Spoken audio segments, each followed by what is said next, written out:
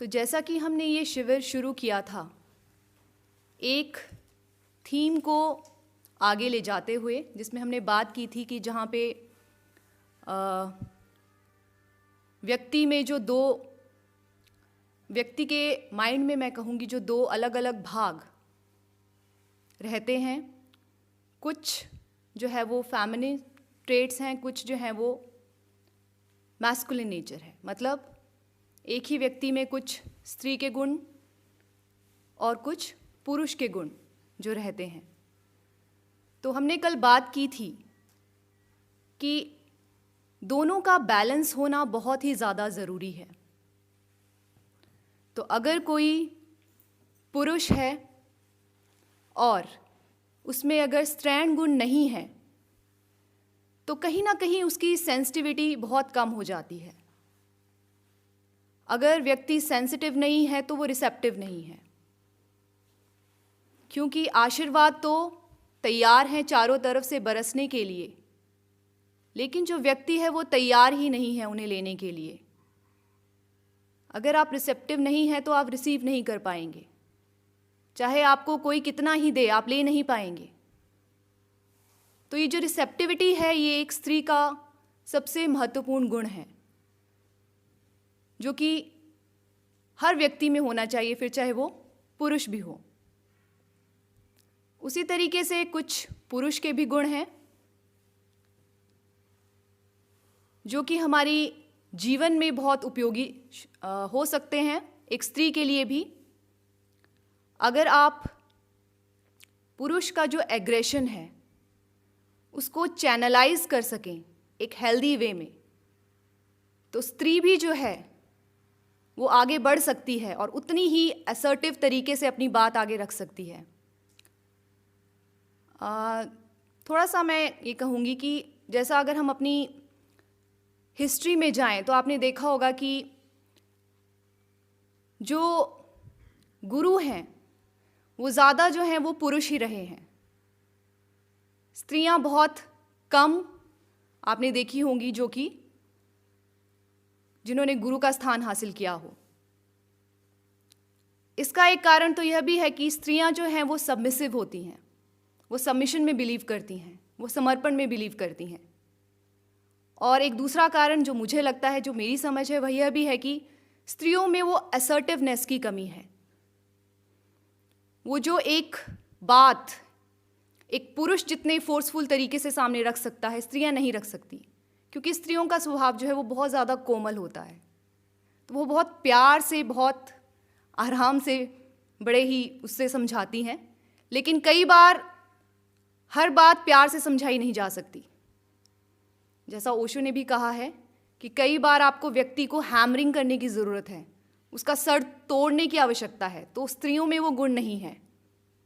तो अगर स्त्रियां इस गुण को धारण करना सीख लें तो निश्चय ही उनके जीवन में भी आगे चल के बहुत ज़्यादा क्रांति हो सकती है। तो कहने का मतलब यही है कि एक बैलेंस्ड इंडिविजुअल का होना, चाहे वो स्त्री हो चाहे वो पुरुष हो,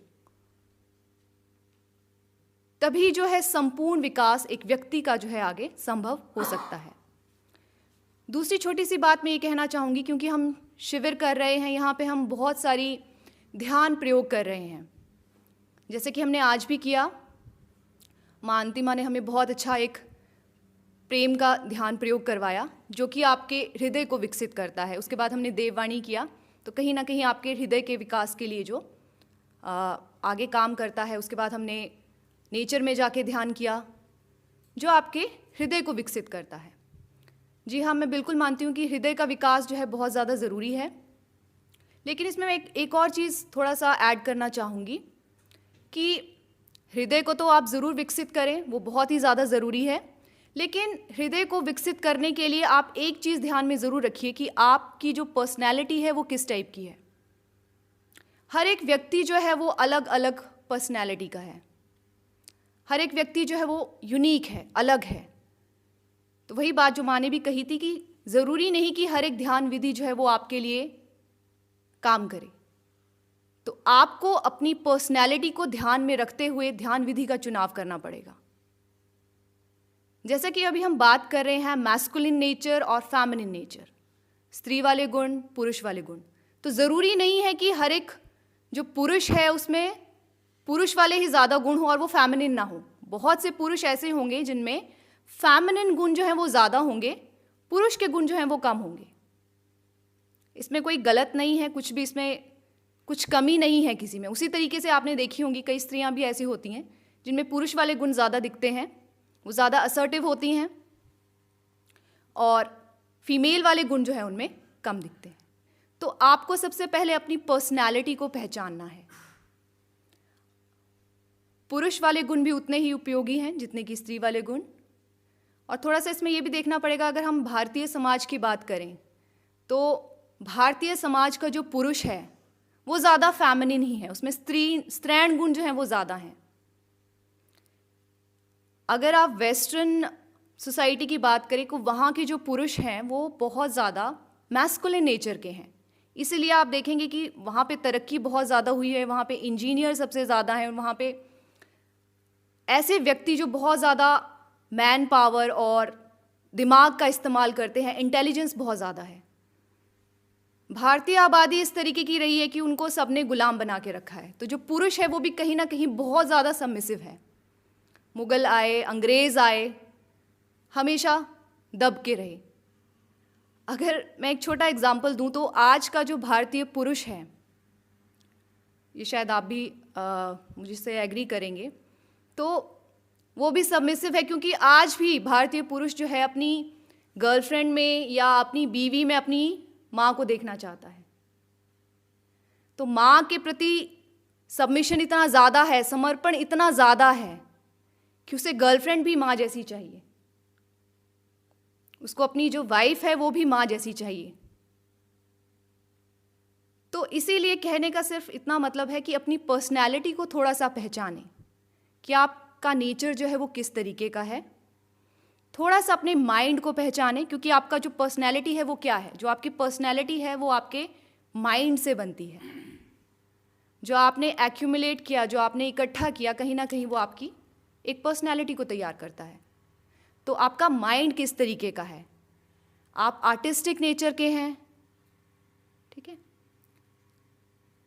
या फिर आप एक साइंटिफिक टेम्परामेंट के हैं, आप लॉजिक में ज़्यादा बिलीव करते हैं, या आपका हार्ट ज़्यादा काम करता है।